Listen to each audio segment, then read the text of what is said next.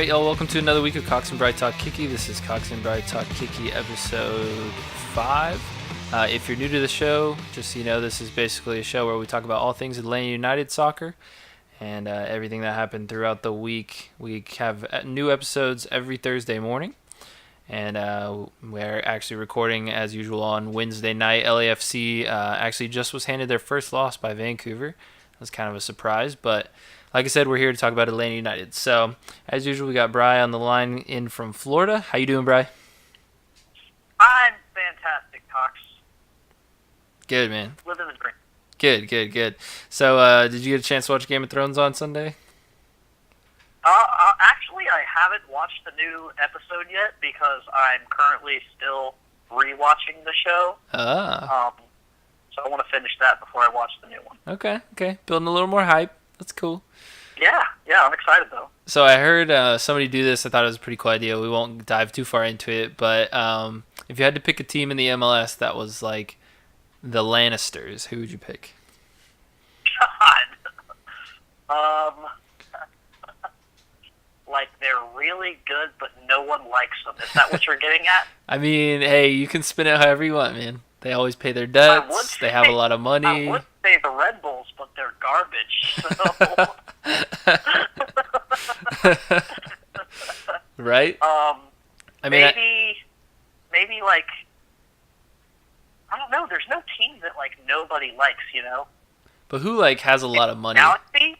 I was gonna say Galaxy because they have a lot of money, not specifically because nobody likes them, but just because like they have a lot of money. I feel like if anybody was the team that always pays their debts, it's probably the Galaxy. I mean, if you're going by the intimidation factor, which the Lannisters are clearly intimidating, it's got to be LAFC at the moment. At the moment, yeah, that's for sure. But like over the course of the league, I'd say it's probably the Galaxy. And then for the Starks, I'd say that's probably like Portland. It's probably Portland. They're up in the north. They're very loyal. Their fans are super loyal. Oh, you know what? It would have to be the Galaxy because Zlatan is the lion, and the Lannisters are the lion. Ah, true. And if anyone, so there's that. If anyone's, I mean, if you had to pick any player in the league that was close to Cersei, like super cutthroat, it probably would be Zlatan as well. So that kind of lines up. Yeah, and you know, like Ashley Cole is clearly Tyrion. Yeah, totally. Yeah. All right, we're getting way too far into this. Anyways, another week. Lads finally played again. We had a week off because they were taking a break, and I think we definitely needed it. But the game over the weekend was against New England. How'd you feel about the game? Obviously, good. I mean, 2-0 shutout. We got a clean sheet, and we got our first win, our first 3-point game of the season. Yeah, obviously good. Yeah, I'm a little bit more excited than you are. I'm very excited. It was very good, and really excited to get back in that win column. I don't want to get ahead of myself, but I'm happy about it. Okay. Like positives, obviously, were the 3 points. Negatives, Remedy had to leave the game early, which is bittersweet because Barco came on for him, who scored the brace, our only 2 goals. Yeah. So that was good, but also Remedy's out. I don't know. I haven't seen a lot about that injury, if he's going to be out extended or short term. But he couldn't finish the game, so that's not a good sign. Right. But TD Martinez didn't get to play. I don't know if that was rest or what, but he came in at the very end, same as Escobar. So I guess that means they're healthy. Maybe they're just tired. But, you know, no, it was a good win. It was a good clean sheet, and I think that's really important for us going forward. We have a good record against the Revs. But honestly, the Revs haven't been playing great this season, so I don't want to get too ahead of ourselves. Like, oh, we got to win. Now we're just going to keep winning because that's not really how it works. Like, we got good momentum, and we have something to build off of, but I wouldn't get overconfident. We just got to take it one game at a time, honestly, and kind of use the 24-hour rule, forget about it, and move on to the next game like nothing happened. Yeah. I mean, I like the idea. I wouldn't say to say nothing happened. I mean, as you stated in our last episode, it was very important that we got a win for the fans, for the community as a whole. The points were big, but I do think we can't just say, oh well, now every game's going to come easy. I agree with you 100% on that. But it is something that I think needs to be celebrated a bit and just kind of Right. a little pressure taken off. It feels like there's so much No, yeah, pressure. I agree. I'm not saying like completely disregard the win. I'm saying yeah, it was great, but we can't dwell on it. And I think a lot of our fan base is pretty. I don't know the word I'm looking for, but I don't want them to lose focus and just be excited that we got a win and assume that we're just going to keep winning now that we got that win out of the way. Right. It's not going to be easy just because we got one win under our belt. Yeah, 100%. So a little bit different look in the front. What did you think of the attacking formation, the strategy that we had this time coming forward? I mean, I really liked it. We had Gressel on the right, Tito on the left, I believe, and then Josef in the middle as always. Yep. They were all three dangerous. Tito did a great job with his winding runs and shooting from distance. Gressel crossing the ball in, being consistent as always. Josef running behind the defenders. Nagby found him a couple times. Maybe Josef should have finished one or two of his efforts, but it's all right. He'll find his form. Yeah. And then, our center of the park was fantastic, especially considering we were missing Remedy for most of the match, who's usually our rock. Yeah, so I thought Tito came in with a real drive. Something was really motivating him. I don't know if it was the extra rest. I don't know what it was exactly, but he came out firing. He was the full catalyst for the first goal. I mean, Barco had a tap in. He finished it. I mean, good for him for definitely finishing it, but Tito burned past the defender on the right side all the way to the 6-yard box and then just kind of put it in front for Barco. He did everything on that one, and he had a couple other good opportunities. I thought he played really, really particularly well, along with Barco, of course. And, there's not enough words that can be said about Barco's second goal right after the half. That thing was an absolute stunner. In my eyes, definitely goal of the week. I mean, there were some good goals this week, but in my eyes, definitely goal of the week.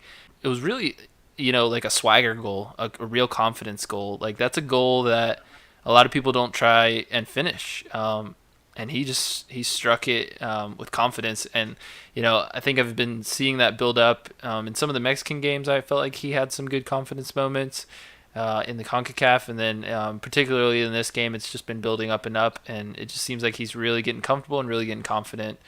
And, with some of the other players not looking as comfortable in De Boer's system, I don't know if that's what it is that he's comfortable with or if he's just coming into his own.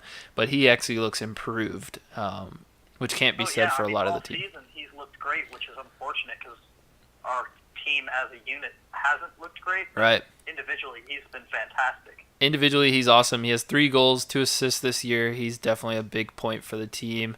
Some other things to note: we had 2 goals on the year in our first 4 games, so we doubled that, which is obviously a good sign going forward. We got a clean sheet, which is great. That's our first actually clean sheet as well, and so that's also nice. Just little things to be positive about. And then obviously before this we had 2 points, now we have 5, so we more than doubled our point total and moved off the bottom of the table, which is, like you said, it's just one game and we got a lot more wins to come, but these are nice things to finally be seeing these numbers appear. So no, it is exciting, but we need to keep our mentality right, stay focused on the prize. Yeah. Now, what was interesting was it seemed like De Boer might have stumbled onto something that he didn't realize he could put out there formation-wise that seemed to work really, really well for him. Like you said, Remedy was in first. Remedy, I think, they diagnosed it as a concussion, and then Barco came on, and then Barco did work in that position, and they had to make an adjustment that De Boer wasn't planning on making, and he might have stumbled onto something he's going to use again, I would think. I mean, I like to see Barco kind of playing centrally like that, kind of sort of as a number 10 almost. But if Pity Martinez hits his form that he's capable of, it's going to be interesting to see where everybody falls in the mix. Yeah. I know Tito was kind of making his case to be a starter, but it's like we're just as packed, if not more packs than we were last year up front. Yep. So It is but, interesting. Barco's like, hey guys, I don't know why you're all looking at Pity Martinez. I'm right here. I can fill Almiron's shoes just fine. So that's something maybe we need to pay a little bit more attention to going forward. Yeah, no, I definitely agree. It's huge to see that confidence with him and him building that up. Now we just got to get Joseph going, and I think we'll be all right. And obviously, Pity, you want to get Pity going as well. Nagby looked good again. We've talked about this before, but Nagby's, you can't quite predict what you're going to get from him. Sometimes he's on point, and sometimes he's not. But yeah, huge game for, I felt like, Nagby, Tito. Obviously, the defense was solid, and Barco. And Barco was named MLS Player of the Week, so that was awesome to get that for him for the first time. Yeah, that was great. One more thing I want to address about the game before, like one and a half more things really. Okay. Before we move on Yeah. to the game next week. Shea at left on the left back. He was listed as a left back. He didn't really play as much as a winger this time, which was nice. He kind of went forward sometimes, mostly stayed back. He was pretty good on the defensive side of the ball, which was nice. Yeah. And that's how it's been all season. He's been all right in the back, but going forward, he's not been great with the finishing product. So as long as he sticks to the back and around the midfield area, it's okay. But if he goes past there, that's what we don't want to see. Yeah. That was my thinking this week. And then Parkhurst returned to the lineup after injury, and he was listed as right back. And he did just fine out there despite the age and having to run a little bit more than playing centrally. So right. That's cool too. Right. Yeah, and you only see the lineup that they announced at the beginning of the game, but it did look like as soon as Remedi had to get shifted out and we put more of an attacking midfielder in there, De Boer did make kind of a smart adjustment and kind of do more of a almost like a 4-4-2 formation, like you said. Brex stayed back a little bit more, Gressel pushed forward a little bit more, and then we just kind of stacked it. With Barco obviously being a little bit more attacking minded as well. So I did think that was a pretty good adjustment, and I actually had forgotten about it, so I'm glad you mentioned it there. But that kind of adjustment right there, with the adjustment on the fly to more of a 4-4-2 type of stack, I did actually like that. I thought that was a good move for him. I think he's finally starting to realize the durability of some of the players and knowing how he needs to change for them. So I thought that was great. Good 3 points, good clean sheet. We need to build on it. And hopefully, all we can do is go up from here. Yep. 100%. How about this coming week? What do you think about the matchup with FC Dallas at home? Yeah. So obviously, it'd be huge to build some momentum, get another, a win, get a little win streak going. This week against Dallas, I mean, they're a pretty good side. They have 4 wins, I think a draw. I mean, they're halfway up the table on the Western side. But the competition they have played so far hasn't been that stellar, and actually they had a pretty tight match that they could have lost to Portland, who is doing horrific so far this year. And so I don't think they're that high up on the list of top teams in the West, but obviously we're not that high up right now either. So I think it's a good matchup. I think we match up well with them. They're more of a team. They don't have any superstars so much as they just have a nice rounded team, which I think obviously we have a few superstars, but currently I feel like we're more of a well-rounded team too. When you see Barco scoring the goals, and it's not just Joseph getting fast breaks or anything anymore. I think we match up pretty well man-to-man against them. I think 50-50 balls will have the advantage in as well. And so I'm looking forward to it. That game's this weekend at 4. It's going to be the nationally televised game against ESPN. Back at the bins. The fans haven't been in the bins in a while with a couple of breaks and all that. So I think it's going to be loud. I think it's going to be active, and I think our defense is really coming together, and I think they can potentially get another clean sheet, which would be huge going forward. So I think we can win for sure. Yeah, I'm predicting another close one because Atlanta United's not pumping out the goals, but we're looking a little bit more defensively sound. So I don't think we'll be letting in as many in the coming weeks, but hopefully that's right. Yeah, FC Dallas is 5th place right now in the West, and they are sitting at 4 wins, 2 losses, and a tie. They scored 12 goals on the season, which is decent, 8 goals against. Yeah. So, 8 goals against in 7 games. I'd like to think we're capable of putting in at least 2 on them. Right. So give me one takeaway that you saw that we didn't really do or that you didn't really like from the New England game that you'd like us to implement or try and avoid in the Dallas game? I think we need to be more clinical in the final third.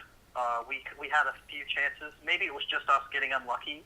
Maybe it was just that day, but we could finish a little better. That game could have been 4-0, 5-0. Yeah. I know Jose had one or two that were just, I don't know how he missed it. But he might be lacking a little confidence, but if I know him, he'll step up and he'll find his form just like anybody else on the team could find. I want to see PD find his form for once this season, and that's not just last week, it's every week. He's not played to his full potential once, and when he does that, we're going to be disgustingly terrifying. Yeah. I agree. That's what I want to see.